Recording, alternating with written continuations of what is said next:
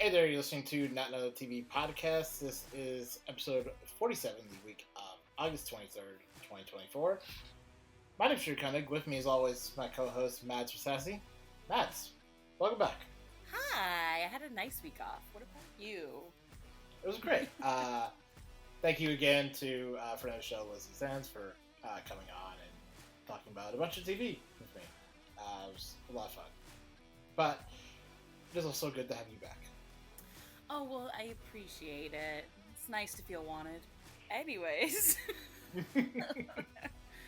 No, I had a good weekend off. I went to Fan Expo, got to see some TV, movie people that I really like, so that was nice. I got to talk to Laurie Metcalf about The Connors, which was nice.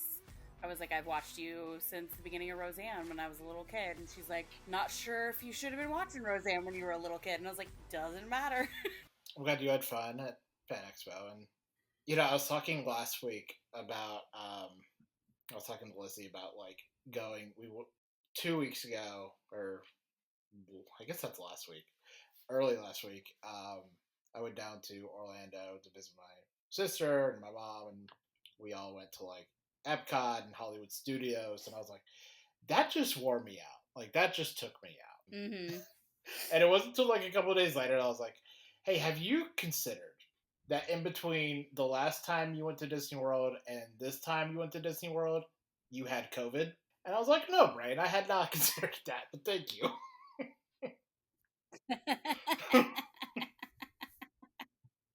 It's like, do you think that could have anything to do with why you're so tired? It's like, yeah, maybe. Maybe. Speaking of COVID, the Biden is bringing back the ability for us to get free COVID test kits. I'm like, oh, that's nice. That's good. Could have done that months ago, but okay. Or at any, for all of this. Given time, honestly. just not gotten rid of it. Yeah, we could have this for the entirety of the last 4 years. Yeah. But no, they don't want us to believe that COVID's still a thing. Anyways, I'm glad you had a good time on your trip. Yeah, I had kind of a crazy time getting there and getting back. Mm-hmm. I flew out of Cincinnati to go to Orlando, and I'm sitting at my gate. Suddenly they go, the flight time has changed. I was like, oh, that's interesting. They're like, check your check the app to see what you're at now. And I was at seat 0, zone 99. And so they start letting everyone on the plane, and they go, everyone with seat 0 in zone 99, stay seated. So I stayed seated, and then after everyone, all the other zones were in line, I went up, and they're like, you have to get a new seat assignment. You have to go across, not across the airport, but just across the aisle to the other desk, and you have to get a printed out thing. And I walked over there, and they're like, it's going to take a few minutes. Long story short, I barely got on this plane. I was the last person to get on the plane before they shut the doors. Oh my God. And there were still people waiting to get on the plane, who I guess just didn't. I wish they would have said something prior to letting people board. People that don't have a seat assignment, why don't you go across the aisle and get a new one? Right. Well, there was a man with his son, and they were waiting on his wife, and the wife wasn't getting here quick enough or something. And the man seriously looked at this gate agent and said, "It's okay, we can just leave her." Who I would later discover was pregnant. They did not get on the airplane. Up. I felt pretty good about them not getting on. I felt pretty good about this man not getting on the airplane, though. What a dick! I don't know if he was being serious or not, but it was enough of a dick thing to say that I was like, I felt. Yeah, Jesus. But I did walk past them to get onto the plane, and I was just like, I cannot be held responsible for what happens. But so that all happened, and then coming back from Orlando into Kentucky. We land, and Mm-hmm. we flew back. I flew back with my mom and my stepdad. My stepdad looks at the app because he had all the tickets, and he goes, "Oh, our flight has changed from 10:30 to 6 in the morning." Oh, fun. So we had to race to American Airlines big uh, desk thing and be like, please get us on a new plane. And we barely got on this plane that had been like on the tarmac waiting for like 4 hours. Oh my god. Yeah, it was crazy. It was crazy. But we had like serious conversations of like, can we just like rent a car or Yeah. because we had a layover in South Carolina, I think. We're like, we're not that far. We can Oh, just okay. like rent a car, can't we? Or just go up to I mean, Cincinnati. you could have. Yeah, we could have, but in the end, it was a short enough wait that we could just like get on this other flight. Yeah, so I had a situation like that once back in 2018. Yeah, 2018. I had just started a new job. And I told them when I got hired, hey, I've had these plane tickets to go back home for my sister's graduation in May for like months now. And like, I'm just letting you know. I know I'm just now starting and this is 2 weeks away, but I'm letting you know. And they're like, yeah, sure, no problem, no problem. I was like, yeah, it'll be like, I'll need one day off. It's over the weekend. I'll be back Sunday evening. I can be at work on Monday. Get to the airport Sunday, and they kept delaying my flight leaving Oklahoma City. And I needed a connector flight in St. Louis, I believe. And so I finally got to St. Louis, but I had missed my connection flight. So I had to get rebooked on a new flight. And that flight didn't leave until Monday evening. So I was stuck in Jesus. St. Louis. I had to call my mom and be like, Mom, I have like $20 to my name. Could you potentially rent a hotel room for me and I'll pay you back? And she's like, "Oh, don't worry about it." She's like, "This was a mess that you weren't shouldn't have had to deal with. I booked you a hotel right by the airport.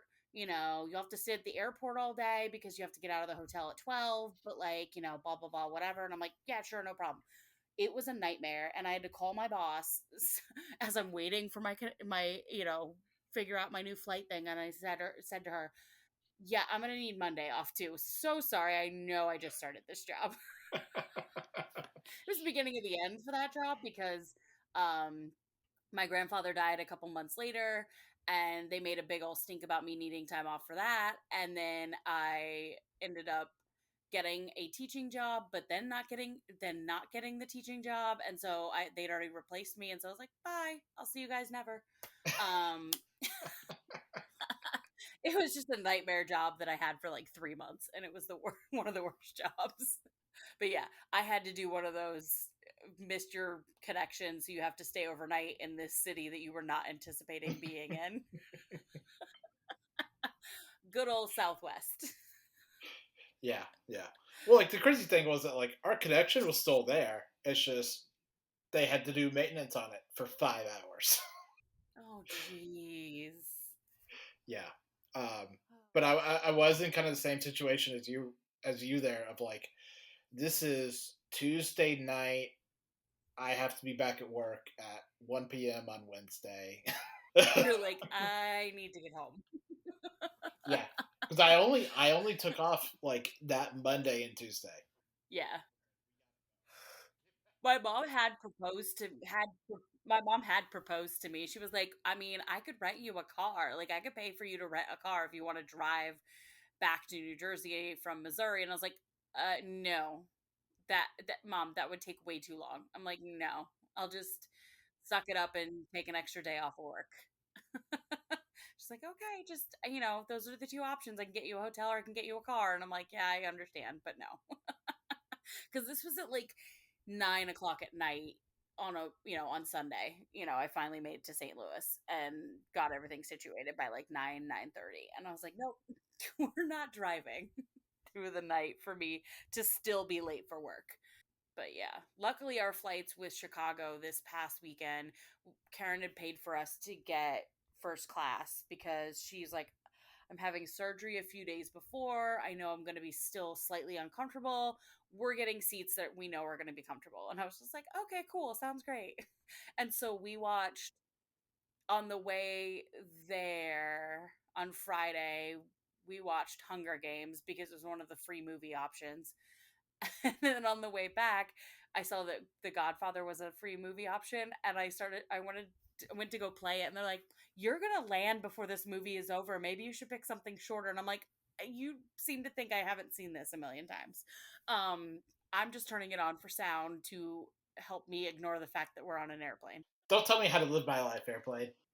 Yeah, I was like, says you. I want to watch this. Let's get into some news here. So there's the news that I know Matt wants to talk about that will set their head ablaze. But let's talk about our Yeah. first piece of news before that, and then we can bring on the rage. Coinciding with the 10-year anniversary of BoJack Horseman, it was announced that the show's creator, Raphael Bob Waksberg, is coming back to Netflix with a new adult and animated comedy series entitled Long Story Short. It's about a family over time, their shared history, the inside jokes, and the old wounds. And if this is anything similar to BoJack Horseman, it will ruin all of our lives. You know, so many people have told me BoJack Horseman is great and all this, and I tried, but the talking horseman just, I don't know what it is. It just disturbed me, so I couldn't watch it. I think it is. It's an outstanding piece of work. That Yeah. was surrealistically weird and deeply affecting.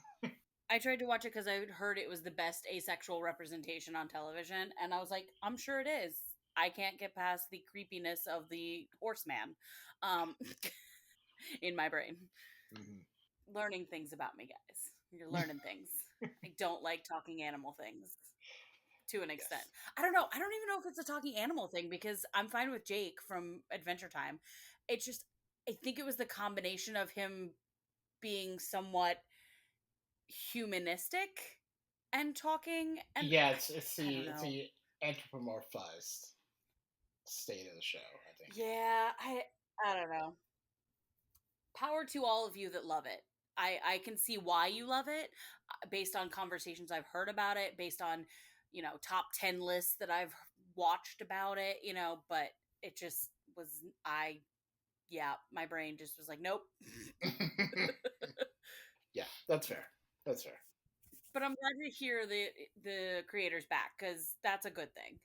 And from the description, it sounds like it will also be incredibly affecting. So we'll see how it goes. Now on to our main piece of news for the week.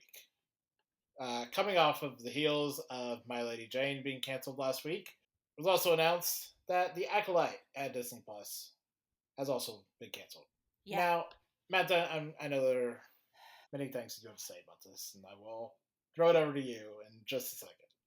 But the reason why this is so especially fucked up is, and I'm sure you will touch on this as well, is the fact that there's been a bunch of stuff with Star Wars that has not gone past the first season or will not be continued. None of them have the distinction of being labeled as canceled. Canceled is a unique space that the Acolyte gets to have now. The Book of Boba Fett was not canceled, right? Like, there have been a bunch of stuff that haven't been canceled, but you're not going to see more of it. Yeah, they kind of like, right. They kind of made it seem like if they decided to move forward with it, that it would, but if it didn't, then it stood alone on itself, by itself. Yeah. Like, didn't need anything more than what they gave of it. They didn't say, oh, this is canceled. They were just like, didn't even announce anything about a season 2. You know what I mean? Yeah, like Obi-Wan Kenobi isn't canceled. It's just we're not getting a second season of that. The Acolyte is canceled. Yep. Which I think is even just this on its own, the Acolyte not moving forward is a tough enough pill to swallow. But the distinction of it being canceled, of saying that it was canceled. Yep. When there's a lot of like ancillary stuff that goes where you go, okay, but why? Why?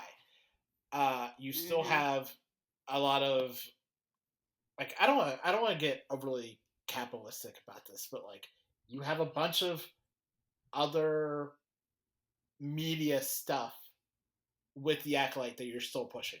You're pushing the comic books. You're pushing the books. You know, like you just Mm-hmm. had a thing at D23 about the Acolyte, and they made a big push for that. So what are we doing? Yeah. But Mads, Just I will throw it to you now. first of all, I want to give a lot of kudos to Manny Jacinto because his performance this whole season of The Acolyte was one of the top performances. And the poor man had the cancellation announced on his birthday. Like, poor guy. Like, he put his whole damn self into this role and he did a phenomenal job.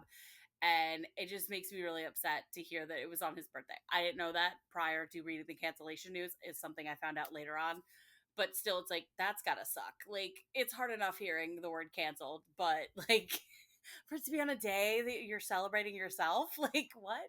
But no, like, I truly do believe this is the work of all those fanboys, and I'm saying fanboys in the generic term, like some of them I'm sure were female as well, but that just did not like that it was a black female main character and a man of color as like the villain, and like there was just so many different elements to it that a lot of people thought were woke and problem, and like they didn't like it, that was breaking with the lore of Star Wars and all this stuff. But my thought process is Star Wars is an ever evolving entity. Like, there is lore comes and goes as being canon. Like, why are we sticking to only what George Lucas made? Because that's stupid. It's really stupid. We've expanded the universe so much beyond what George Lucas exclusively made, and that that's no longer a valid argument. Like, stop making that argument. Just enjoy Star Wars. It's not that serious. Like, just enjoy people fighting each other with laser swords that don't logically make sense. Um, just let it happen. Just have fun. Enjoy yourself. Was the Acolyte perfect? No. You and I discussed all of season 1 throughout it coming out, and we had our ups and downs on how we felt about it, but overall I felt it was a great show. And I was excited for it to continue because there was definitely more potential, but oh, I'm so mad. I'm so mad. Listen, I was a big naysayer on the show, and even I think Hmm. that it deserves to have a second season. I want to see what it will do with the second season. Yeah. Like, I Someone sent me a meme that someone had made from the third prequel film when what's his name is talking to Anakin and he's like, "Do you know the story of Darth Plagueis?" And Anakin turns to him and goes, "No, because they act like I canceled." And I kind of like laughed through my tears because you're not wrong. to interrogate this idea that like the ratings didn't support a second season based on how expensive it was. It did as well per dollar as Andor. But also, if that's gonna be the criteria that we use, Star Wars would have looked far different. The Clone Wars would have Hmm. not gotten past its first season. People did not Nope. like its first season. Hell, it wouldn't have gotten past the Clone Wars movie. No, dude, that movie was, and I love the Clone Wars so much, but that movie was kind of trash. Yeah. Just saying. It's kind of trash. And so, like, if we're going off that criteria, we wouldn't have gotten as much animated content because I don't think if the Clone Wars hadn't been so successful in later seasons, we wouldn't have gotten Rebels. We wouldn't have gotten what were the other ones? You know what I'm talking about. Like, we wouldn't have gotten Bad Batch. We wouldn't have gotten all those different ones. And I'm like, what are we doing here? What are we doing here? I saw some people criticizing. They're like, the lightsaber battles weren't that great. The choreography wasn't that inspired. And I'm like, are you kidding me? The lightsaber battles were probably the best part about the show. I just think a lot of diehard OG fans were just like, this is stupid. Yeah.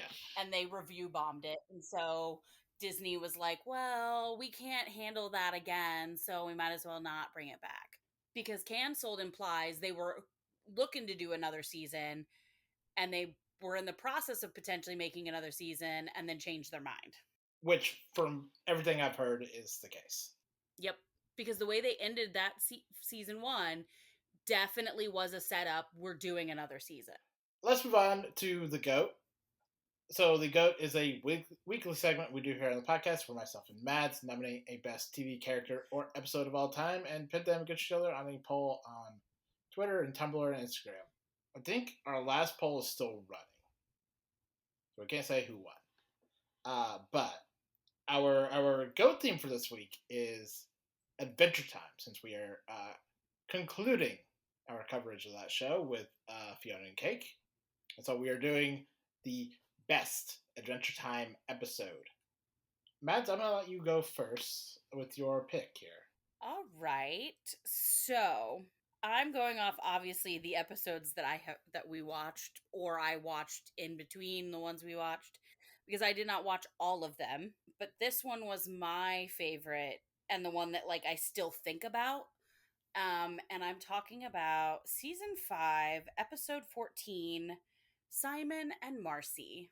I just love the dynamic between Ice King Simon and Marceline and getting this episode where we get to hear about how Marcy met Simon as a little girl and Simon tries to save her from this fever that she has and tries to find her a can of chicken soup and she's trying to save him from the crown and it really kind of paints the picture as to why their dynamic is the way it is in the current Adventure Time timeline, and why she still invites him around to her house all the time to do things when everyone else in the area is just like, the Ice King sucks.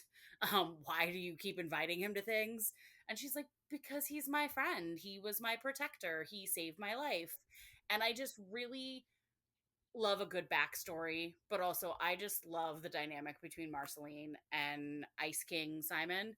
And so this was just a fun episode and it's one that I think about all the time. I think I've actually gone back and watched it a couple more times to try and see if I missed anything. That's my pick. Season 5, episode 14, Simon and Marcy.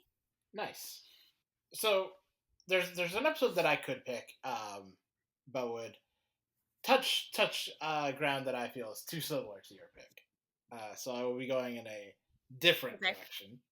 My pick is season 7, episode 24, entitled "The Hall of Egress." Guys, how many of your all shows could you say in their 7th season was one of the best? How many? I dare you.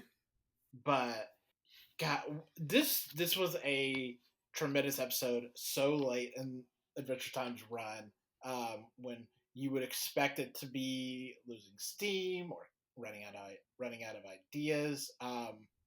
But this is so fresh. It is so full of just weirdness that Adventure Time was so famous for, all being encapsulated in like this very strange, off kilter look at growing up and the weird form that takes and the path you find yourself on. And there isn't right ways or wrong ways. There's just ways. And maybe the only wrong way is fiendishly, obsessively trying to map yourself out. Yeah, just the journey that this episode takes us on is just transcendent in that weird way that Adventure Time was capable of. So yeah, that's my pick. Adventure Time, season 7, episode 24, The Hall of Egress. You can go vote for these on, as I said, Twitter and Tumblr and Instagram, where our Google form will be on. and be sure to like and share us on all of your social platforms. Let's get on to the main part of our show. So, speaking of Adventure Time, we are kicking off this week, closing out all of that coverage with Fiona and Cake here, with our last 4 episodes. Get to really luxuriate in that. But yeah, Mads, what did you think of this? I felt like these last few episodes really like rounds out the show as a whole, and like it helped me realize that while the first few episodes seemed very chaotic and disjointed, there was a purpose, and that I just needed to have faith and keep going. And I just really had a fun time with it. I enjoyed getting to see the idea that their world became quote unquote canon. Like, I loved them saying that in the show. I was like, that's such a cool, like, third wall kind of thing. Fourth wall kind of thing, sorry. And I just I anything with Marshall and Gary, I just adore because I love Bubblegum and Marceline, so they're male counterparts. Absolutely, I love them. And I love the episode where Marshall's like, "Oh yeah, let's go meet my mom." And Gary's like, "Okay, sure." And Marshall's like doesn't tell him that it's a like dress nice affair kind of thing. And so they arrive and his mom's like, "Oh, you have there's a suit that should fit you in your closet." And then she looks at Gary and she goes, "You too. He probably has one for you as well." Like, it was just, I don't know. I really enjoyed myself watching all of this. And the new characters and the familiar characters, it was a fun time. Yeah, that 7th episode, The Star, is so funny. Where Yes. you have Bubblegum and Marceline on like Oh yeah. their tragic death, Right. um, like tragic toxic Yuri, and then you have Marshall Lee and Gary just like wholesomely and happily like holding hands and running out of the building, and it's like never before. I love that because I seeing first of all seeing Bubblegum in a butch outfit as a mega butch, like, girl, Outstanding. how do you not realize you're in love with Marceline? Like, what is wrong with this? Like, but I loved it because they were like, "Oh well, the world I'm from, you're in love with Marceline," and she's like, "Excuse me, I Gross. hate her." It's just, it was so, I thoroughly enjoyed myself with that episode. Like, I laughed so hard. Yeah, and evil Marceline. Like this is maybe the episode where I'm like, we might have gone away from that too quickly in Adventure Time because like this is so good. Like I love Marceline, Mm-hmm. but like the like chaotic evil that she inhabited, like especially like in the first season, Mm-hmm. where it's just like evil and mischief and um especially this Marceline of like being too vampiric and evil to realize that she's in love with Bubblegum. No, I just don't want to kill her because she's fun to play with. Normal things, yes. Total normal response. Also, can we just talk about the continued um obsession Gary has with giving his baked goods storylines? Oh my god, Um it's so good. it's so wholesome and adorable that I freaking love it. And like, I forget which one it was, but there's someone goes to eat that character and he's like, "No, oh my god." Like, he just gets very upset, and it's like, "Sir, the point of these baked goods are for people to eat them." No one cares about the backstory that you came up with. I adore Gary, and Andrew Rannells just knocks his voice out of the park. I love anything with Andrew Rannells in it. And Yeah, so it's it's just such a tremendous. joy. But the thing I love about Gary at that party, Bubblegum is 100% one of the elites, you know? Mm-hmm. So if we are translating it 1-to-1, bubblegum is 100% at that party, you know? Yeah. So the idea here that Gary is like an outsider and not one of like the upper crust is like funny, but Hilarious. not a canonical fact. I love the return of Martin in that episode and the continued use of Hundreds Wizards. Yes. Just outstanding. And Baby Finn. Oh my gosh. Yes. Baby Finn showing up, and they're like, how the frick did a baby get in here? And it was just like, well, it's Baby Finn. Don't worry about it. Finn just shows up where he wants. It's fine. Yeah, no. Just a shot of Baby Finn practicing staking vampires with Pep. I just love it. And I really am grateful that we got more Prismo with this series, because I've always really enjoyed Prismo as a side character. He's chaotic neutral, sometimes chaotic good, sometimes chaotic evil, but mostly chaotic neutral, and it's fun to have around. I also just love at the end where he's basically mocking oh, what is that? What is Oh, the red villain Scarab. dude's name? I can't. Yeah, Scarab. Scarab. He's just basically mocking Scarab. He's like, you tried so hard. It didn't work. It's all right, buddy. Speaking of Gary and Scarab, Gary has the funniest line delivery in this entire series. Of the Scarab shows up and he goes, "Oh no, he's hot." So valid. He's terrifying. Like I said this for the last section of episodes that we talked about. Scarab terrifies me. I generally just don't like bug things, and he very much reminds me of a bug.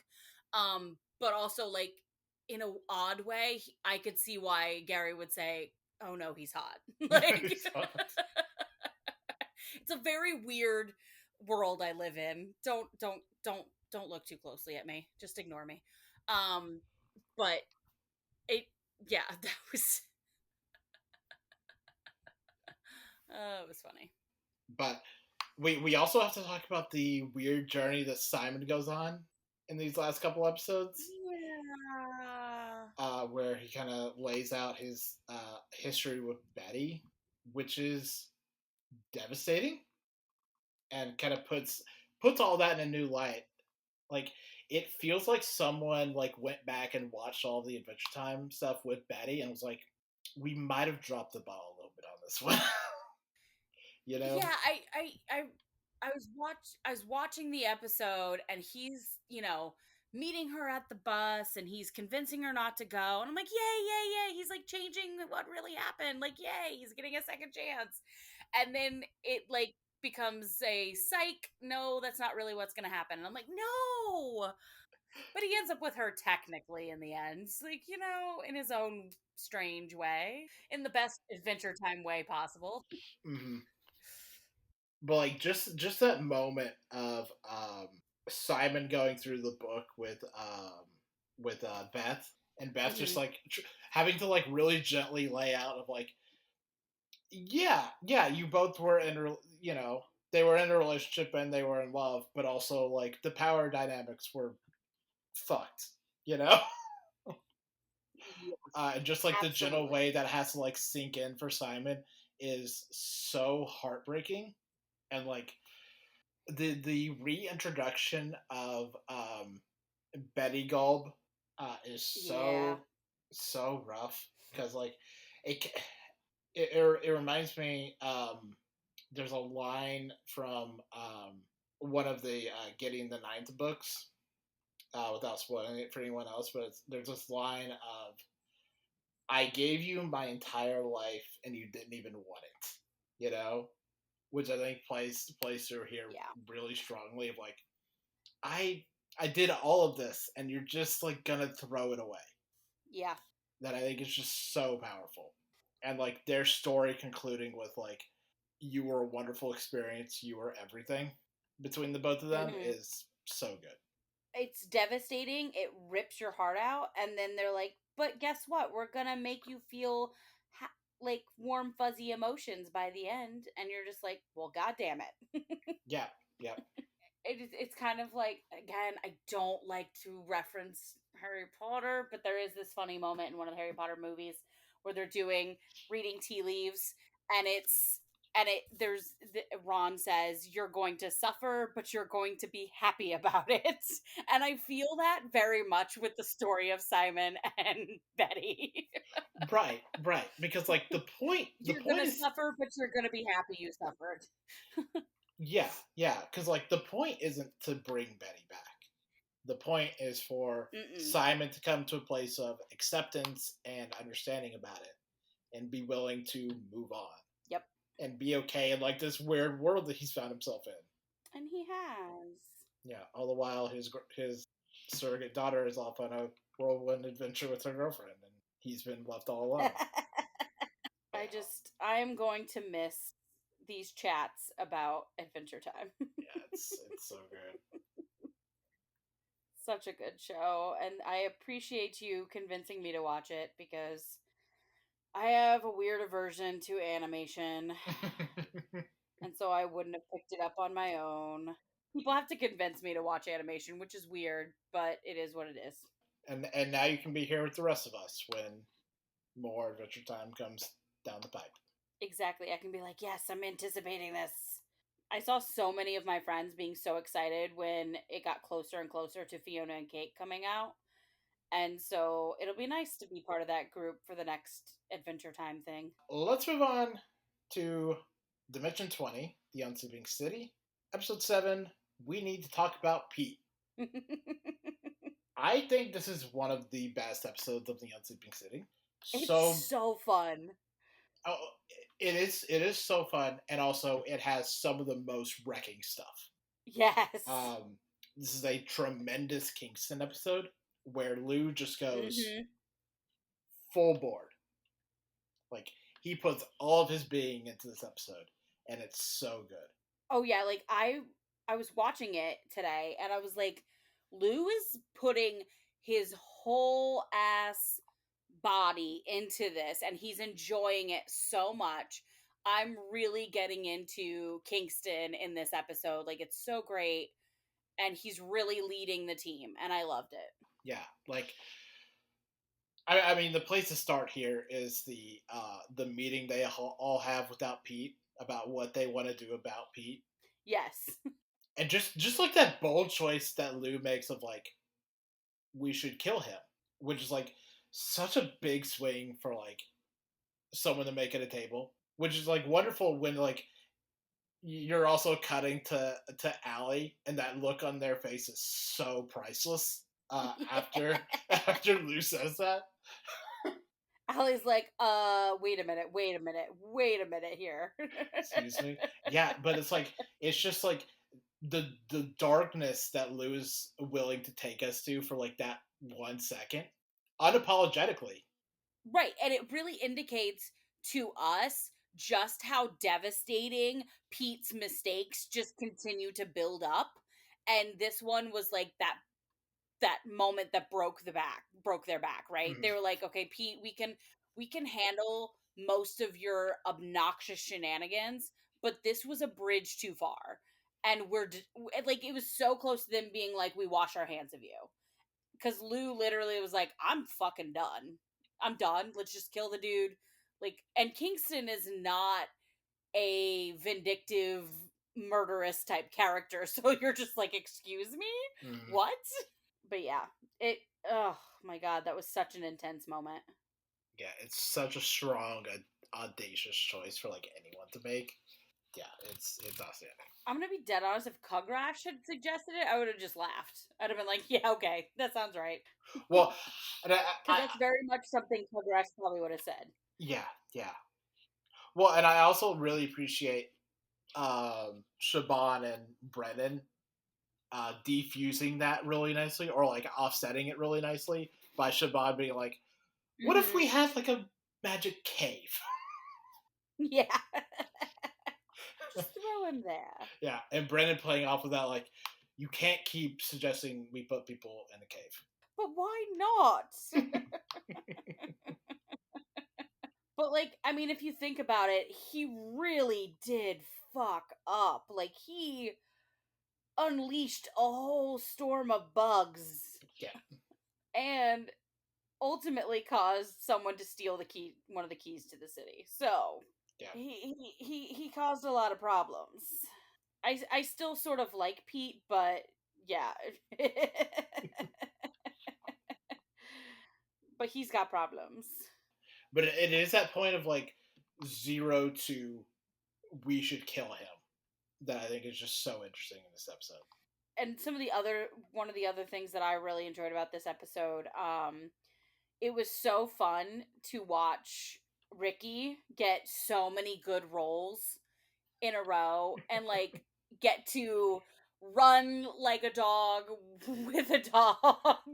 Like it was just he just kept getting good roles and I was like, good for you. I'm so happy for you. This is making this interesting. Yes, yes. And then he like gets bummed when he gets a really bad role and Brennan literally says, yeah, but you've had a string of really good roles, so like, look at the positives here. Right.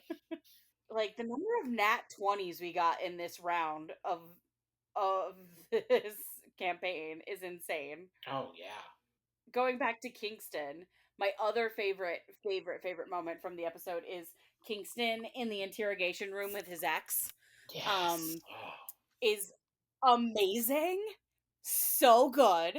I was just like, this is peak entertainment right here. Yeah, no, I love that. I love that moment where you can just see like the mischief in Lou's eyes for like half a second before he says that he went on a date with Misty.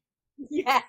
And just like fully recognizing that as like the shot across the bow that it so clearly is.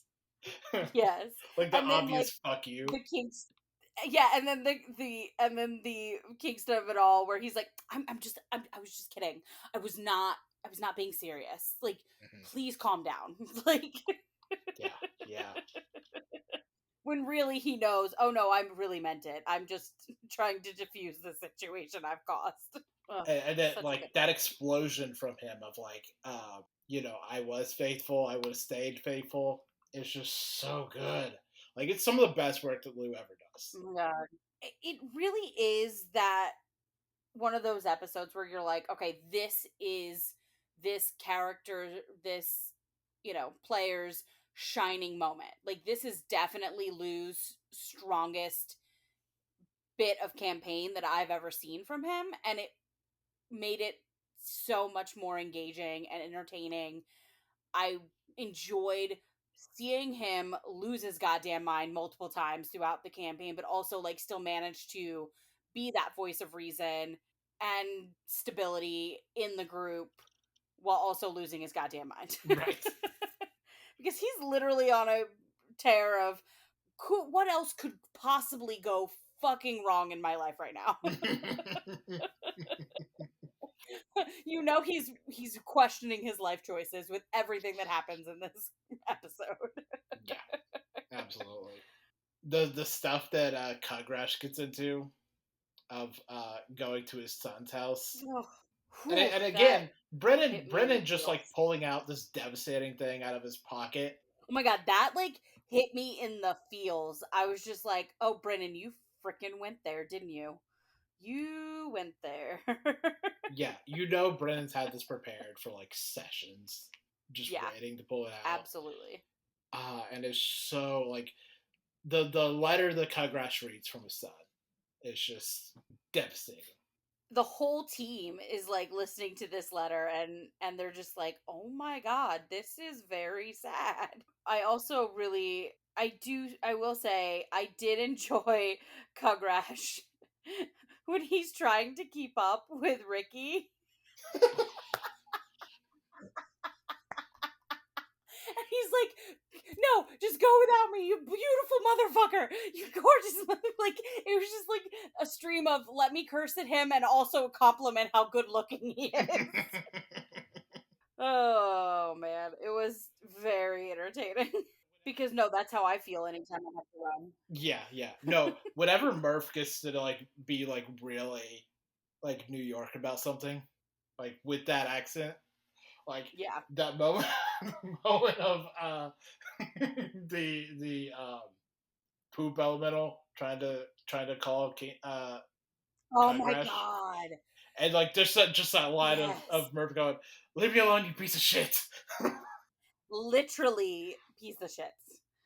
Um, I will say also the New York City lover in me loved the comment that Brennan said. He's like, "Well, obviously, if it's a campaign about New York City, people have to be miserable." And I'm like, "You're so right. Like, absolutely 100%. Most of New Yorkers are miserable." Yeah, just except for Misty and Ricky, pretty much. Everyone else is miserable. Pretty much, yeah. Everyone else is miserable. Listen, Ricky's never had a bad day in his life. Right. Also, Siobhan rolling a 13 when Misty shows up to rehearsal and says to the director, "Oh yeah, no, I'm ready to just do it, to just like nail it." And then she rolls a 13, and Brennan just looks at Siobhan and goes, "Well, what exactly would a 13 be for Misty?" And he just lets her determine how awful she's gonna be at this.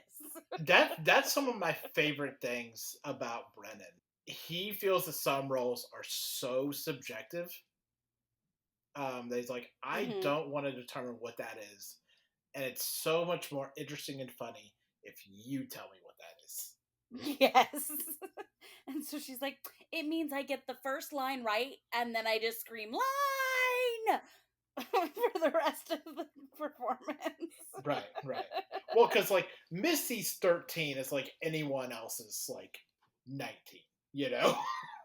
It just, I just, I just love the creativity of Sharon. Like she truly knows her characters in and out, but also like she knows how to like come up with something off the cusp. Like she can quickly just Right. be like, "Oh, you know what? This is what that means." And it's just like, "Oh, okay, you really, really know and understand who Misty is." Mm-hmm. And that's very entertaining for us. And I feel like we can't end this discussion without mentioning Sophia becoming a warlock. Oh yeah. Well, like that's okay. That's the funniest thing about like the class systems of D&D, and especially like warlocks, where it's like, oh, because warlocks get their spells from like their servitude of other things. So naturally, they're evil because they're Hmm. getting it from like demons and devils and fiendish beings. And here it's like, no. My the person I get my spells from is just a cat. It's a cat. It's a cat. That's the most Sophia thing ever. And it's such an Emily thing as well. Like, It's so aggressively Emily to be like, A, I want spells, and B, I want a familiar. I mean, the last episode she was talking about licking the cat. So, Exactly. are we really that surprised? So it's like this is the perfect marriage of those two things for Emily. Yes. Because if you watch enough seasons of Dimension 20 or Intrepid Heroes campaigns, Emily is always trying to get more spells and get herself a familiar Yep. without fail. And so for like it to happen here so seamlessly and cohesively, it's like absolutely. Absolutely. So entertaining. I was like, good for you, Emily. You got it. Yeah. Oh, and then the the Staten Island joke about the monastery of the Two Fists or whatever. Oh my god. And she's like, I have like the biggest house and no one will come here. And I'm like, yeah, no, I feel that. Like, that is so accurate. I have so many friends in Staten Island that I rarely go and see.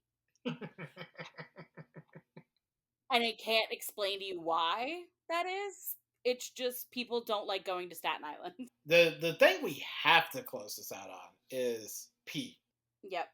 and Pete. having another confrontation with Robert Moses. who's just the Yes. slimiest guy.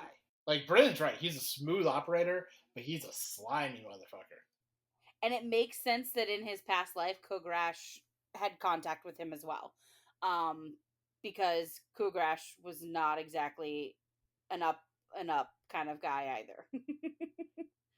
But yeah, can we just not have any more Robert Moses? That'd be great. He's so slimy. He makes me feel dirty.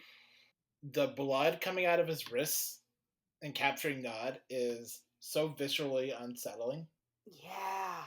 I did not enjoy that. I didn't need that visual, but like it won't leave my brain. Yeah, it's up there with the other visual of Kagrash like crushing all of his bones as a rat. Uh, no, that's okay. Yep. That's okay. I didn't need I'm that good. reminder. Thanks. No thanks. Like there are times when Brennan's ability to weave a story is not what I want. This is one of those times. I'm like, sir, I didn't need all those details. Thank you, but no thank you. And then I appreciate the episode closing out on all cops are bastards, even centaurs. Yeah. Because the entire episode had kind of been running that thread of like Epona and You cannot trust. yeah, getting weird vibes off of her, and Harry's like, no. Yeah, I started to get really weird vibes when she was talking to Kingston outside of the station house, and like Kingston's like, why don't we go inside and talk? And she's like, no, let's just stand right here and talk. And it's like, nope, that's not on the up and up. Nope. There's something fishy going on. But I love the way that Lou delivered the line of, what are you doing here, Abona? This is not police business. And then Brennan going, oh, but it is. Like that, the two line deliveries for those two final lines basically is like, oh my God. Like, what? Also, I will say one final thing. One final thing. I do want to say, I loved the joke they made about the MTA where they were like, fuck the MTA, because that's literally something New Yorkers say all the freaking time. Let's move on to our next show, Smartypants, which is another dropout TV show that I've talked about a couple of times before, but I did want to mention here because their most recent episode covered a bunch of different topics, arguing that Michael Jordan was actually good at baseball, weird white shit that white people did on family sitcoms that don't make sense to people of color. God is a woman. And the one that I really want to talk about here, presented by Teo, who's been on a number of other dropout stuff, correct ranking of what to put and what not to put on a charcuterie board, which elicited the most intense reaction from the other people on the show that they've ever had. And I would like to go to run through this with you real quick. Monstrous or justified. So he presented a tiered ranking of everything that belongs on a charcuterie board, ranking Okay. from S or God tier down to E. So I'm gonna start with E, and you tell me. So E, weird shaped boards, decorative flowers, figs. Yeah, why would you put figs on a charcuterie board? That is the question. D, nuts, honey, caviar. I would say yes to the. Hold your comments so we get to the end here, because we got some good ones here. So C, stinky cheese and truffle cheese. B, olive and fruits. A, cracker, cheddar, salami, mustard. And S, prosciutto and pickles. I agree with the S and A tiers. I personally don't like olives, so don't put any damn olives on my charcuterie board. Um, I really like honey and I really like nuts, so I would have put them higher. But these other ones seem pretty valid. I don't feel, I've said this to you off camera, but I don't really feel particular anyway about cheeses because I have a thing where if I eat too much cheese, I don't like the way my mouth feels. So I generally don't go for a lot of cheese with things like that. But Power to you if you like a lot of cheeses. Look, you need a good assortment of cheeses beyond just cheddar, and also pickles and mustard Mm. is are gross. No. And they Pickles and mustard are great. What are no, you talking they're about? not. They're not. You don't have to eat them together. You Okay, shouldn't. They shouldn't be the eaten at mustard all. is for pickles are amazing. They're I don't not. know who you That's are because insane. that's wrong. Pickles are one of the best things to eat in this universe. What are you talking about? Absurd. I love pickles. Nuts and honey definitely need to be higher up. Mustard and pickles need to be way Yeah. lower. I was talking to for the show Robin Jeffrey about this on Discord, and I was like, whether it's by assassination or throwing him in jail, Teo needs to be taken out because he cannot be allowed to exist in normal society with the rest of us after this ranking. I it's no. I I disagree. I think it's a pretty decent It's ranking. it's upsetting. You need more sweet Again, stuff I on this wouldn't have board. put olives anywhere on a charcuterie board, but mustard and pickles are totally normal. It's gross. It's so gross. I also would have added pepperoni on top of prosciutto and salami, but that's just me. Okay, I think that you and Teo just want to make a sandwich. Just No, I like be different meats honest with me. Do you all with want to make a cheese on sandwich? crackers. Maybe. Listen, this Teo person, I don't know who they are, but I feel like we would get along just fine. You don't want a charcuterie board. You want a Lunchable. Yes, I do actually want a Lunchable. Thank you very much. Let's be real here. Charcuterie boards are basically fancy people Lunchables, okay? I want a basic person Lunchable. I don't need fancy, okay? This is the worst thing I've I heard. don't need all them. I don't need all those weird soft cheeses. I want hard, solid cheeses like cheddar and mozzarella and provolone. Like I want that shit. This is awful. We have to be moving on now. You're questioning your friendship with me. I am actually questioning numerous things right now. Let's be real. I'm chaotic evil at this point. Yeah, we 100% have to be moving on. Let's move on to our next show, A Good Girl's Guide to Murder, now streaming on Netflix. I did not watch this, but Mads, you did. It was okay. I enjoyed it. Will I probably watch it again? No. I mean, it was good for what it is. It's another one of those shows where someone is like, I'm gonna personally investigate this murder that the cops don't seem to have solved. And it just happens to be a girl that never steps out of her comfort zone and never makes splashes in school or in her community. And so like people are like a little more willing to ignore what she's doing because they're like, oh, well, she's just she's not going to dig too deep. Like, you know what I mean? They're like, okay, you're doing a project on this for school.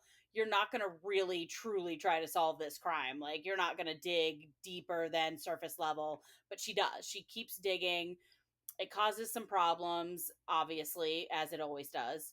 I did enjoy the dynamic between her and her friend whose brother was accused of the crime that's being investigated, and then that brother committed suicide. Sorry for the spoiler, but it happens at the very beginning of the first episode, so whatever. um and so like I loved that. I did enjoy the dynamic between them. It was very wholesome, and it was clear that that he had a personal motive for trying to find the truth of what happened, because he doesn't want to believe this really horrible thing about his brother. And she just really just wants an answer because she was one of the last people to see that girl alive, right? So she's got her own personal stake, he's got his, but they work well together, and he encourages her quote unquote bad behavior throughout the season. By when everyone around her, like her parents and her teachers, are saying, drop it, just let it go. and she uncovers some things that she can't put back into the box, and she realizes that maybe I shouldn't have been investigating this all along. So it has a good, like, solid answer conclusion kind of ending. But there were moments throughout it that I was just kind of like, okay, let's move on.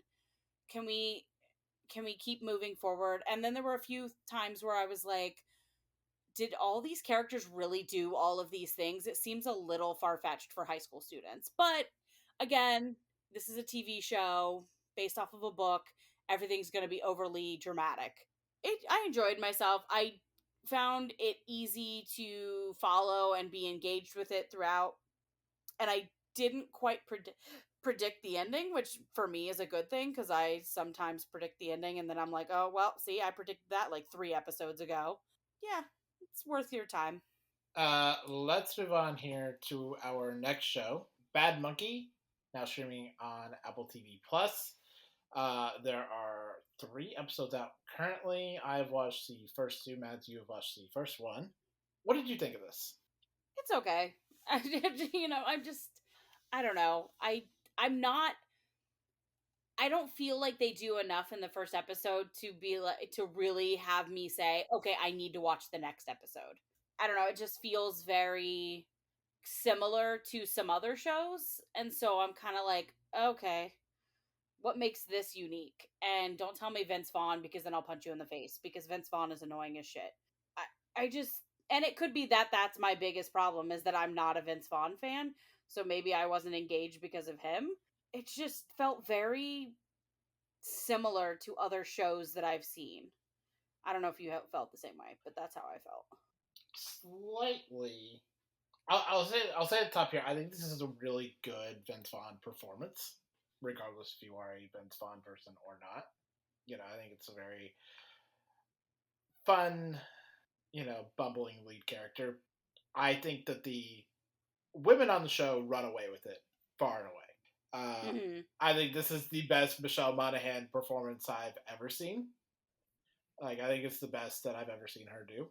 Her chaotic neutral, just freneticism is so fun to watch. I think she is, in particular, having a blast on the show.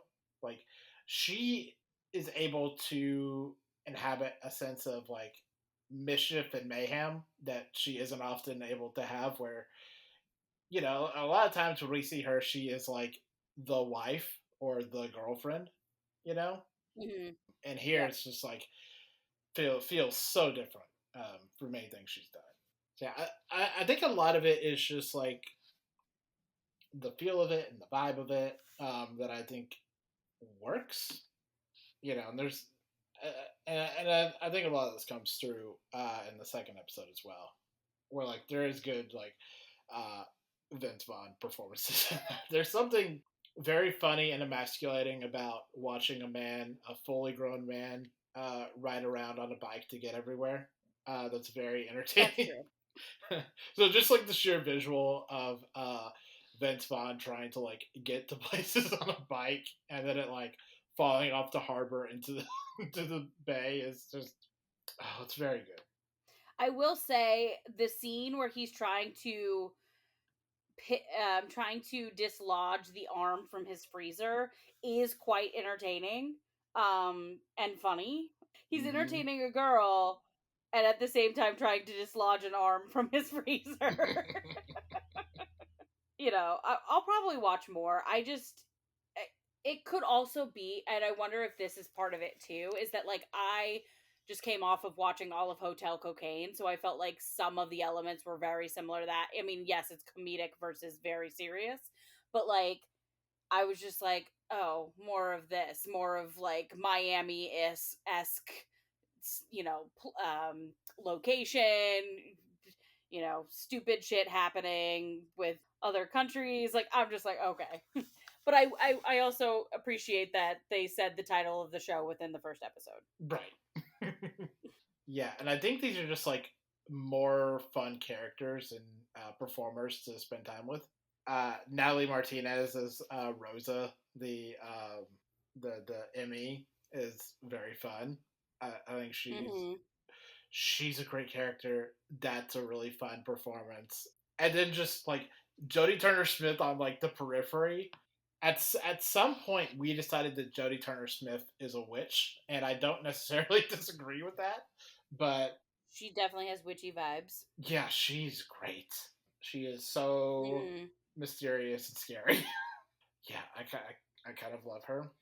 Yeah, I'm definitely interested in this, and I kind of love that Rob Delaney is here as an antagonist who kind of gets Mm-hmm. introduced at the end of the first episode and has more to do in the second one, kind of.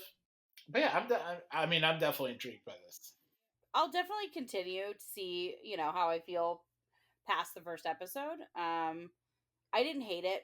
I didn't love it, but So let's move on to our next show, which is Sunny, season one, episode 8, Trash or Not Trash. Um, so we talked about this a little bit last week, but Sunny is an Apple TV Plus show starring Rashida Jones, whose husband and son seemingly die in a plane crash, and she is gifted a autonomous robot called Sunny, who is a robot in the most Japanese sense possible. Uh, mm-hmm. this kind of short, stubby, white robot that just follows Rashida Jones around and talks to her.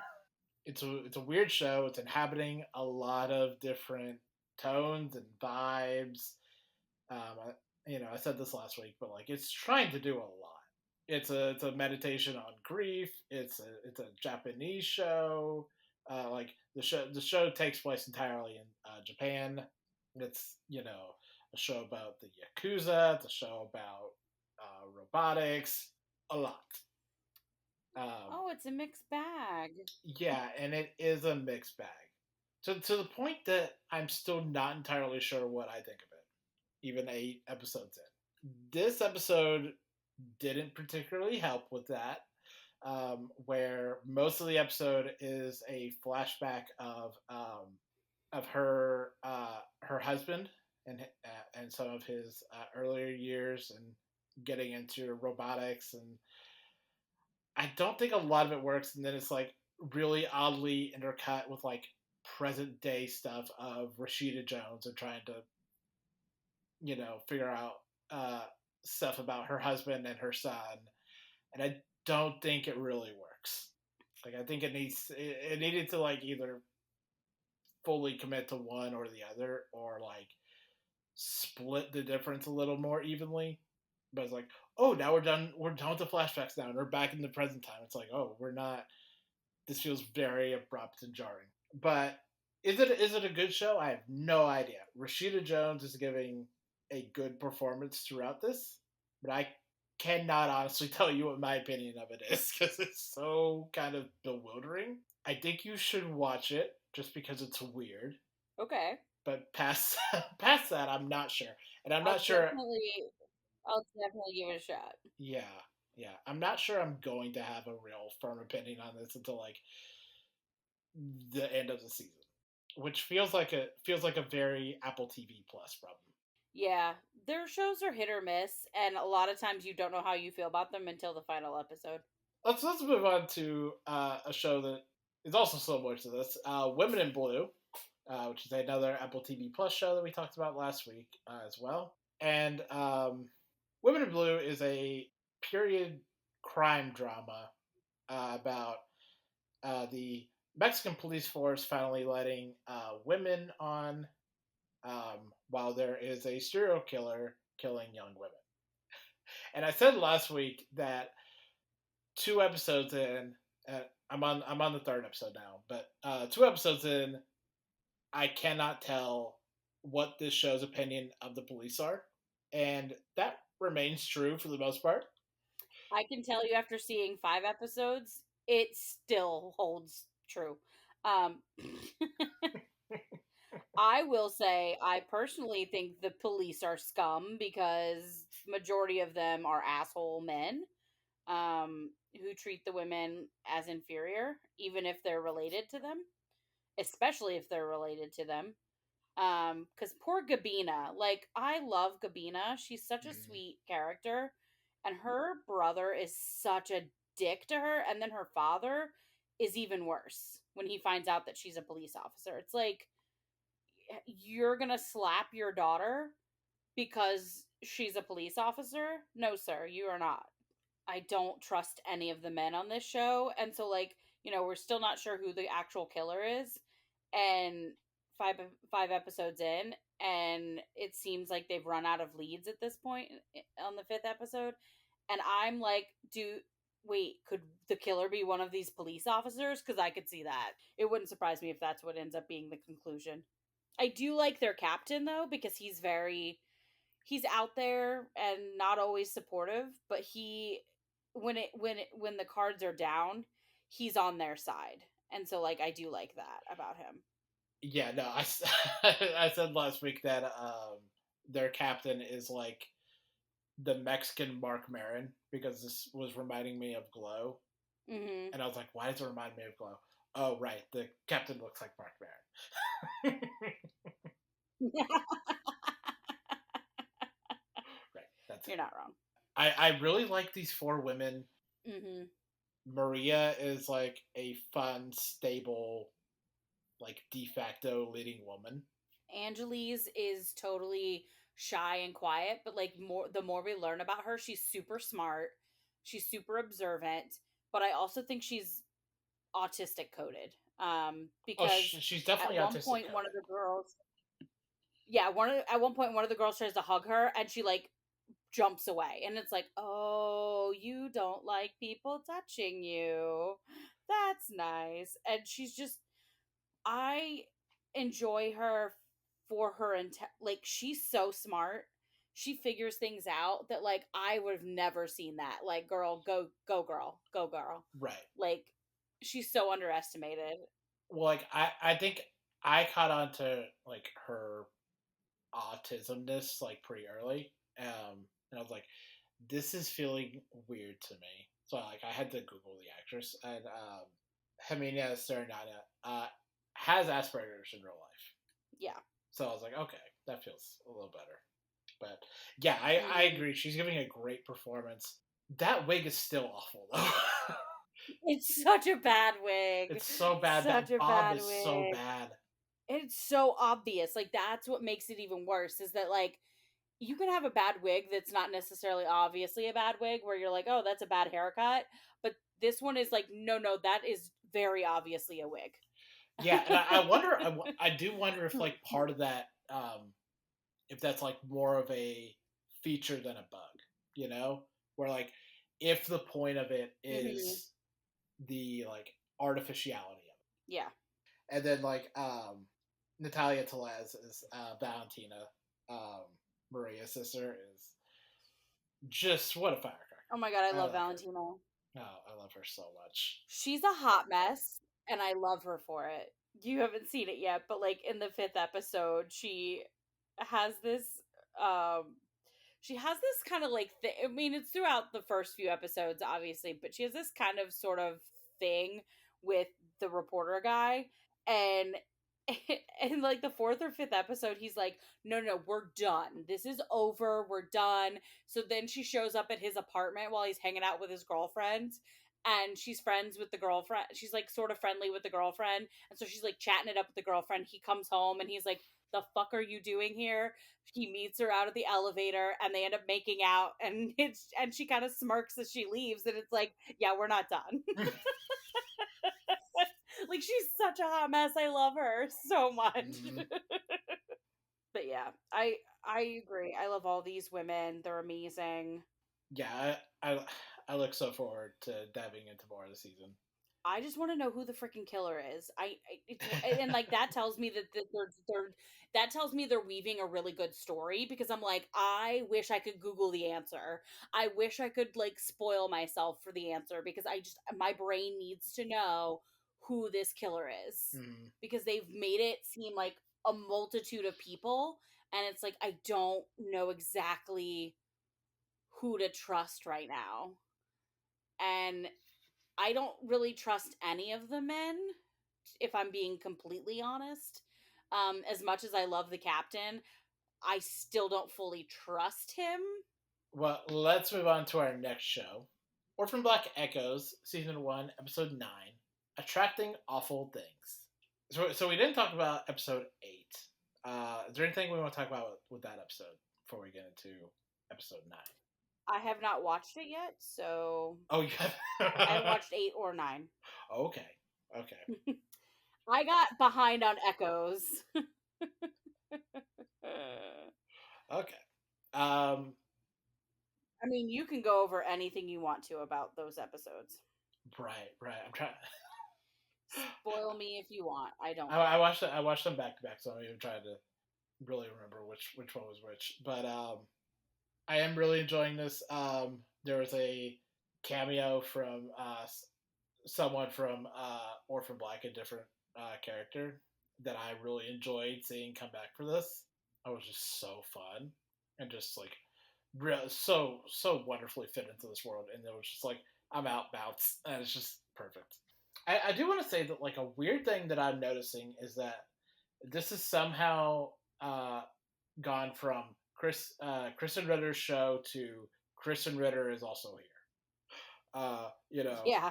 With like with like the emphasis being put on like Eleanor and Kira and their their little dynamic and what's going on, and then like interactions between Jules and Eleanor.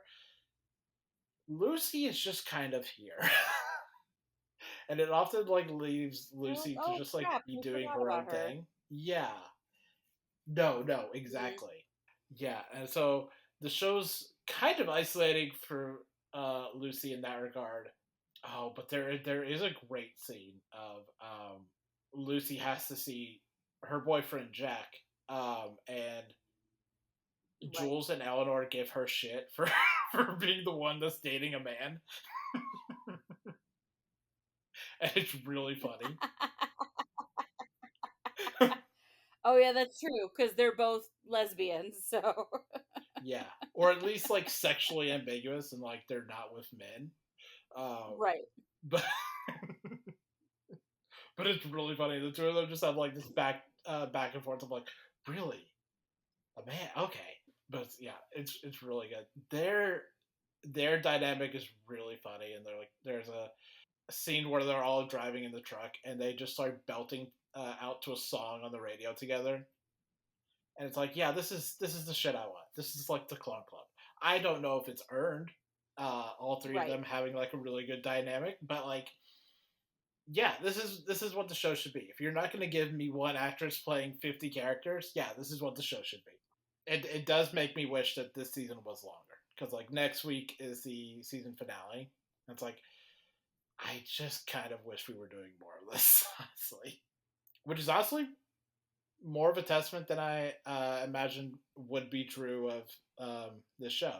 So I'm sad it's almost over, but having not seen episodes 8 and 9, I've thoroughly enjoyed the first 7 episodes, so which is making me feel like I need to watch Orphan Black. So I would definitely recommend that. Let's move on to our last show of the week. Evil, Season 4, Episode 14, Fear of the End. This is the, so to speak, series finale. Unless someone decides to do more Evil at some point. This leaves it in a good place to do that. Because that's kind of like, it's always a thing I heard about like Babylon 5, where it's like it would get canceled and then they would have to like rush to complete the season, or like complete the show and like tie up loose ends, and then it would, oh, it's being brought back, so they have to like undo all the stuff. And like I kind of had that fear with Evil here of like, oh, they're gonna have to like, really haphazardly throw everything together, and if they ever try to bring it back, it's gonna be really hard.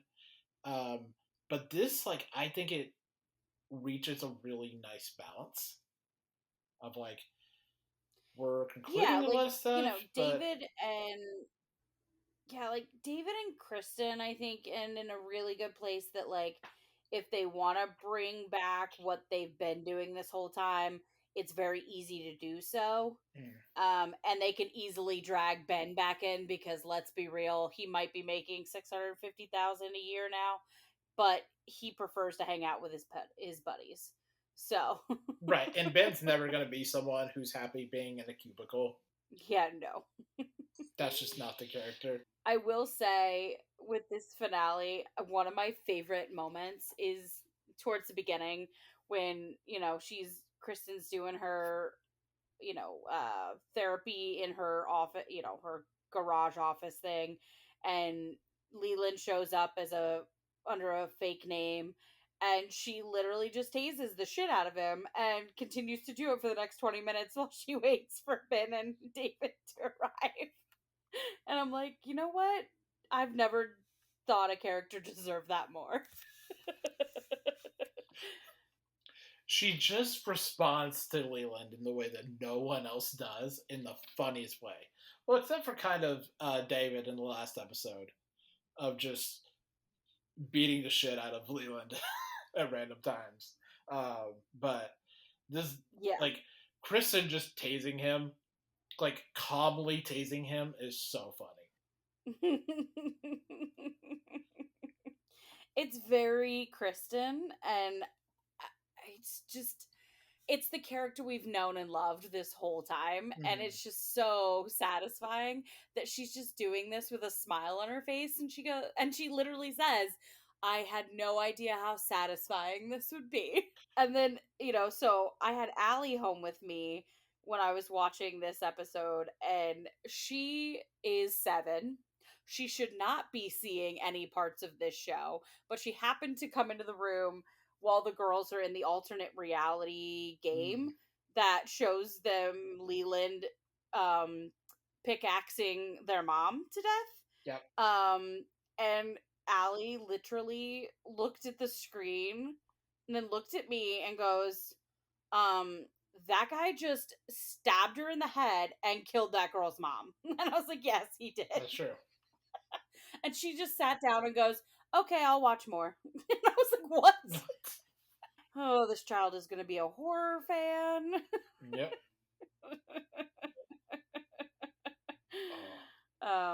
But yeah. Yeah. But no. It was a very satisfying final episode. Yeah. Those VR goggles, that is exactly what we've been saying. Don't map out your house for tech companies. It's a bad idea. Yeah. Don't do that. It's such a bad idea. It's the same thing with AI. Like, don't give it too much information. I'm like, girls, I love you, but you guys are dumb sometimes. I love them so much. I love them so much too. And I just, they have 4 unique personalities that also at the same time complement each other, which is so wonderful and so chaotic. Yeah. Well, like, that's the thing about, like, the Kristen's experience in the VR goggles, where it's like, no, they are probably nightmares at school. They are probably, yeah. As a former teacher, I'm not sure I would have liked having them in class. Yeah, no, they're probably the worst. Because of the chaos that they would cause. Yeah. And it's always funny when Kristen's, like, baffled as to how they turned out this way. And it's like, Kristen, do you not see your own chaos that you have instilled in your daughters? Do you not see it? Well, like, this episode is like the perfect way to encapsulate the girls, with like that scene of Ben, Kristen, and David talking about going to the Vatican, and Kristen's like, "Don't tell the girls," and then they're just at the top of the stairs, just like basically rubbing their hands together, and just with like mischief and mayhem, scheming. Yeah, they're just scheming. Yes. Because they're like, oh, no, this would be perfect for us. And it's just like, oh, dear, this isn't going to end well.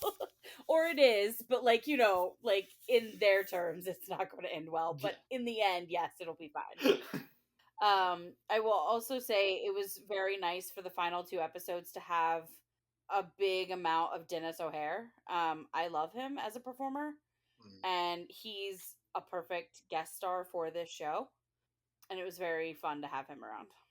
But also the concept that the 60 demon families are all in our head. Like, what do you mean? What? I mean, in today's society, yes, they are all parts of our brain. Yeah, yeah, and can easily be manipulated. Like, what? yeah. It's the perfect way for evil to go out, though. I'm just like, hey, here's a weird concept.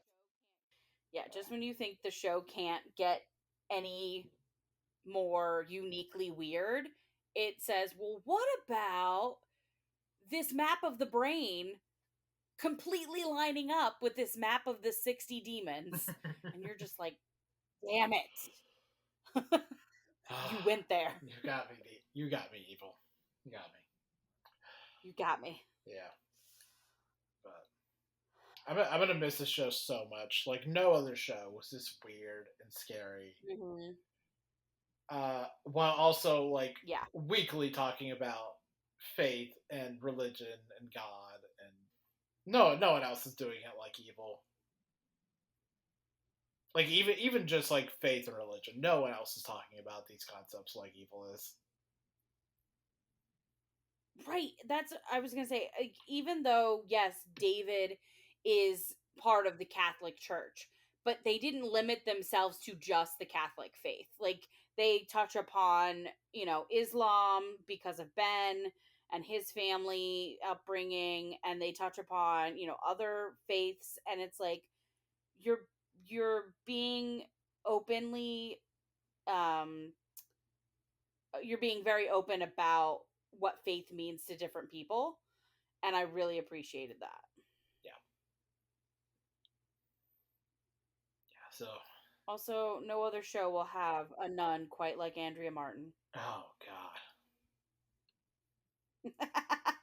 So good. Sister Andrea is great. So good. Even though I am kind of sad that like she has been relegated to a convent where she's not allowed to speak anymore. Yeah. And you could see the disappointment in David's face because he was like, "Oh no, you're not going to like this at all." Yeah.